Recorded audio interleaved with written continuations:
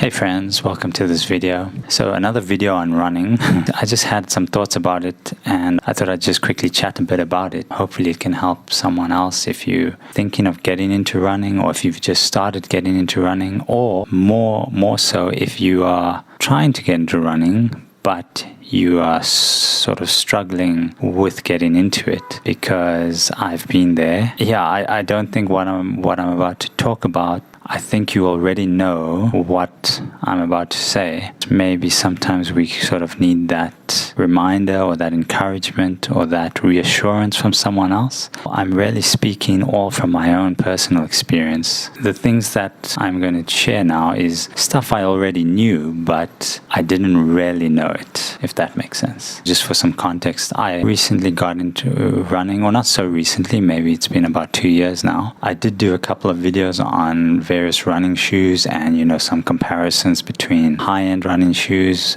versus low-end ones, as well as comparing, highly padded shoes to barefoot style shoes. So if you want to check those out, just check out the links over here. I'm by no means, an expert runner or long distance runner or anything like that. I just run maybe once or twice a week, nothing more than 10Ks, usually between 5 to 8Ks. I'm not so worried about trying to push myself. I'm just been more focused on just doing the run, getting there and doing it, whether I'm, doing it in a certain amount of time or if it takes longer. I'm not too worried about that. As long as I get it done, as long as I do it, that's been my focus. To be fair, I never really enjoyed running. I think I came across a run club on Instagram. If you've heard about them, the Burn Studios, they have a run club all over the country. So I just decided, let me go and try it. There was a lot of people there, and I was thinking to try to get into running, but as you may know, it's quite difficult if you're doing it by yourself. So it does help when you have other people around you, and more so a running club is so much easier because the time is set, everyone's going to be there, and if you tell a friend, let's go run at this time with this club, you kind of have to be there. It's not like you can just cancel when it's just yourself. I thought along those lines and I just decided to go to it.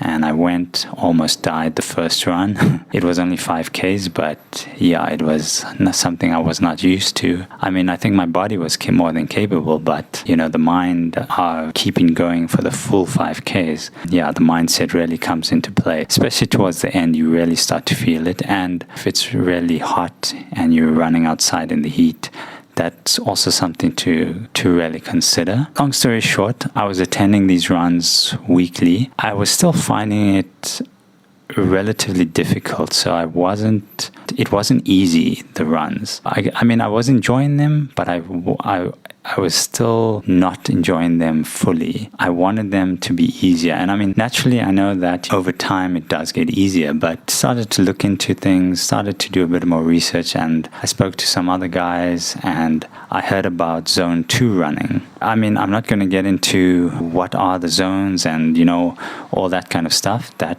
you can research yourself, but essentially, when I would go run, I would never have, like a set pace or a set heart rate range that I'd want to aim for. I'd just try to run, try to keep up with whoever I was running with, and essentially just try to sort of push myself into running for a certain time. And now what that does is that you can really burn yourself out or overexert yourself when you're not ready. Essentially, zone 2 running is running at a really lower pace or lower heart rate. So it's trying to achieve a certain heart rate, which is quite low in terms of running. And what that means is that, you run at a much slower pace. So naturally, your time for, let's say you're doing a 5-kilometer race or run, naturally your time will be longer. But it's becoming okay with that and just focusing on that slower pace, but just getting through the run and enjoying the run. Something to say is that it's not easy to run at a lower pace. You would think it would be so easy, but it's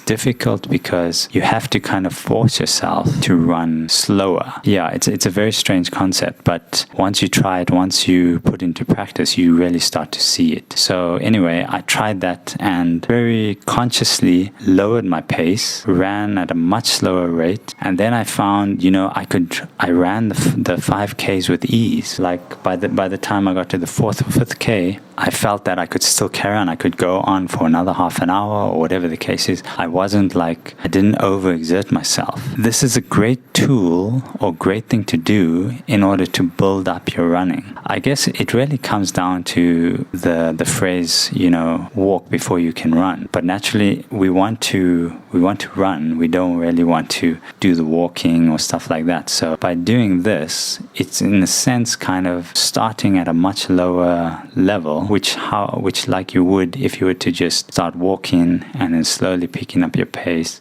Over time you gradually increase your pace until you are running at a much higher pace. Some advantages that I found is that my endurance increased, the slower pace became easier, and in turn slowly, the higher paces that I used to run at also became easier. And so your pace obviously gets better and better as you go along. If you still want to run and try to achieve a certain pace or a certain time, a good thing to do is kind of alternate. You have a day where you do a more faster paced run, and then you have another day during the week where you do the zone 2 or the slower paced run, and you could even add in another day where you do more interval type training, more sprints, that kind of short bursts of running or short bursts of sprinting. What this does is it allows your body time to recover. When you do something like the slower paced run, you recover a lot quicker. You can do more of that as opposed to trying to do a lot of fast-paced running. And if you keep doing that, it's difficult for your body to adequately recover in time for the next run. I hope that kind of shed some light, or I thought it was a good